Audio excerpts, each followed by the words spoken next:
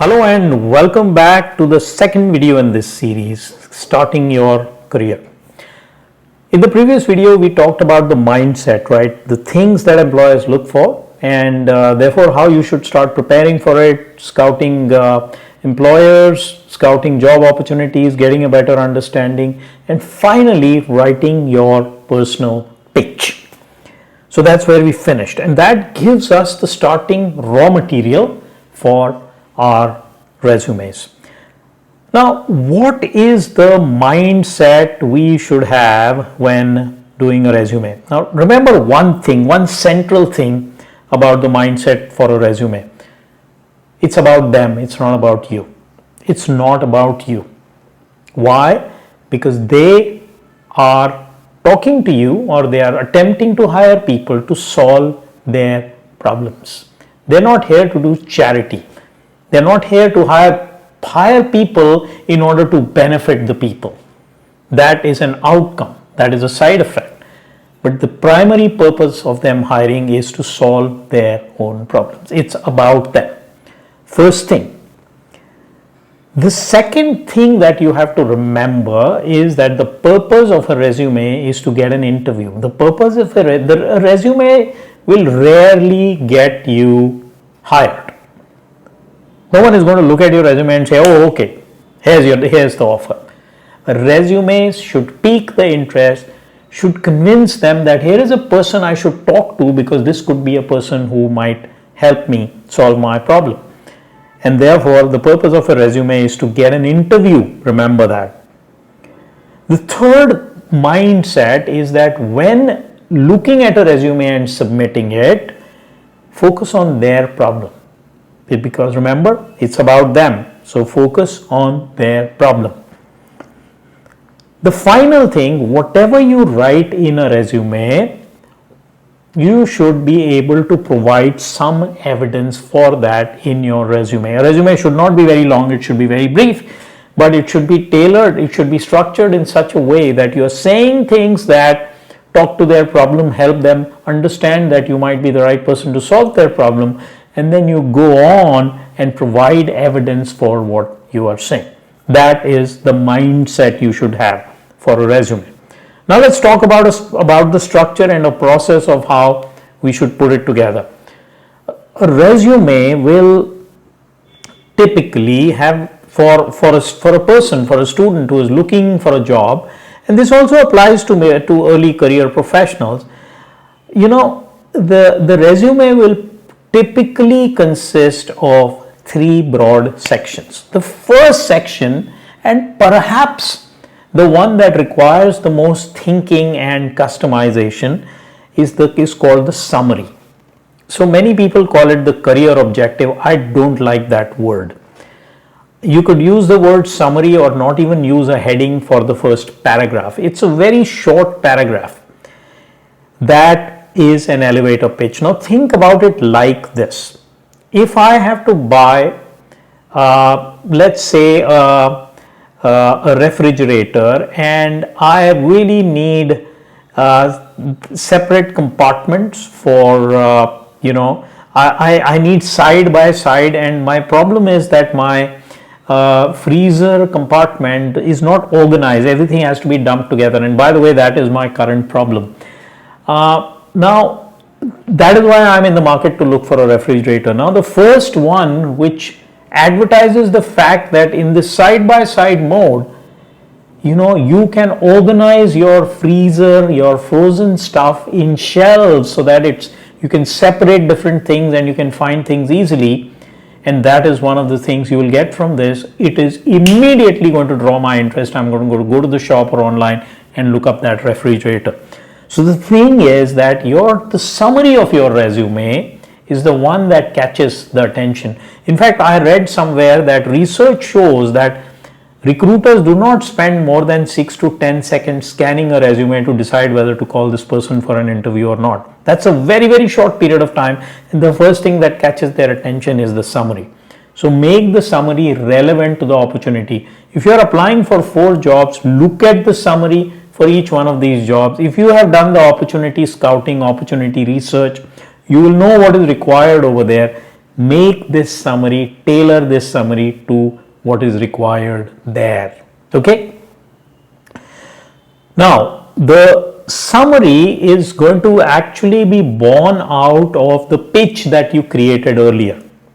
But remember, look at that pitch and change it in such a way that it addresses. So, for example, if you are applying for a software development opportunity in a company let's say Google places a lot of emphasis on learning, and Google places a lot of emphasis on working in teams and on expressing your opinion so that the best ideas come out.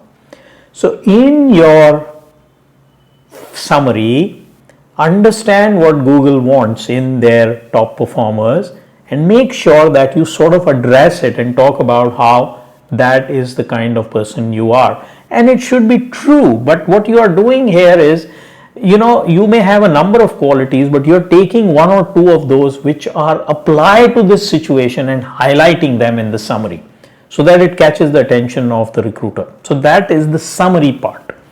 Very, very important. And so it may go something like the pitch that we developed last time, that I am so and so, and so write that in the summary. I am a BTech in mechanical engineering, and my primary area of interest is automotive design relating to transmission and systems and the engine. And then I have prepared for this sort of thing in the last 4 to 5 years by doing extra research projects, etc. And I'm looking to do da da da da da. That's your summary. Okay. Now, the second part is quickly, very briefly, give your brief academic performance. Yeah. So just say, you did your BTech this year, and this was your CGPA, etc. And maybe you provide your 12 standard marks also. Yeah, that's enough. You don't have to keep going back and back and back. 10th may be okay, but 12th is really the relevant one, and now here. So it sort of shows a pattern. Right after that, when you say educational qualifications, you can say and certifications or other learning or training. Just write down anything else that you might have attended as part of your program. You might have attended a program where you did XYZ, where you learned XYZ. Just include that. Very, very brief section. So the recruiter looks at the summary and says, yeah, this looks like a person who has the qualities I'm looking for, and the educational qualification seems to be okay. I don't have a problem with them. And now they go on. The rest of your resume is evidence for the things you are saying up top. Now, depending on which employer you are applying to and what are the most important things to be highlighted there, don't just put in a laundry list of projects or assignments down there. Try and arrange them in the order of importance to this opportunity. And when you are describing them, relate those to the summary you have provided, so that in a sense you are providing evidence for what you are saying there. So for example, if you're saying that in the summary, let's say attention to detail is really important and working in a team is really important for this opportunity. Now in your project description, highlight those two aspects, that you really had to pay a lot of attention to detail because it was very complicated, a lot of moving parts, coordination required, and you worked in a team and made sure everyone was happy and pulling their weight, and you made it happen. So highlight the aspects you are giving in the summary. Okay, so this is a very important section, by the way, where you talk about projects, assignments, etc. that you did, where you applied what you learned and produced some desirable outcomes. That will be the last section of your resume. How long should it be? 1-page resumes are great if you can fit key things in a resume. But 2 pages is also okay, but no more than 2 pages. Okay, don't describe your projects on I did this, then I did this, then I went there, then I went. No. When you are describing projects, the best way to describe them is, this was the project, this is what we intended to do, and these are the results we produced.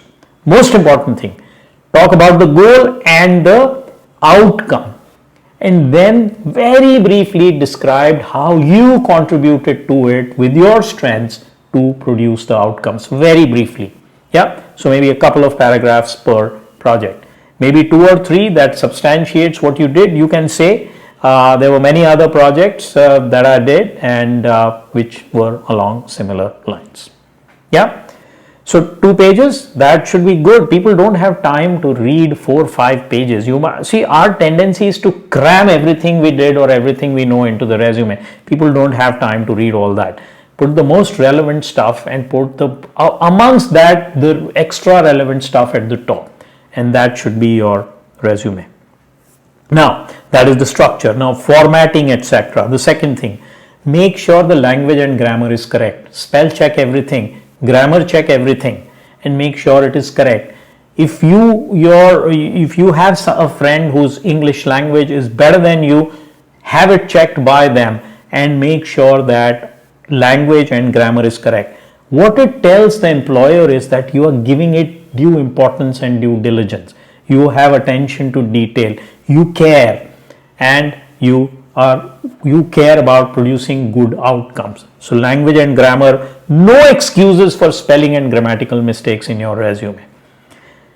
Formatting, make sure you leave enough white space, that is maybe 1 extra line between sections. So as I said, there are 3 or 4 sections. Make sure enough line. Make sure there is enough line spacing. It shouldn't be, you don't try to put it in 2 pages and squish everything together in small font. Terrible. Make it easy for the reader. So a font size of at least 10, nothing less than 10, preferably 11. So it's easy on the eye, enough line spacing and between and paragraph spacing. Keep it brief, don't write very long sentences, keep it brief. And the highlighting, again, don't do too much underlining, bold, header, don't try to do too many things. Simple headers and then brief descriptions of whatever it is that you are doing.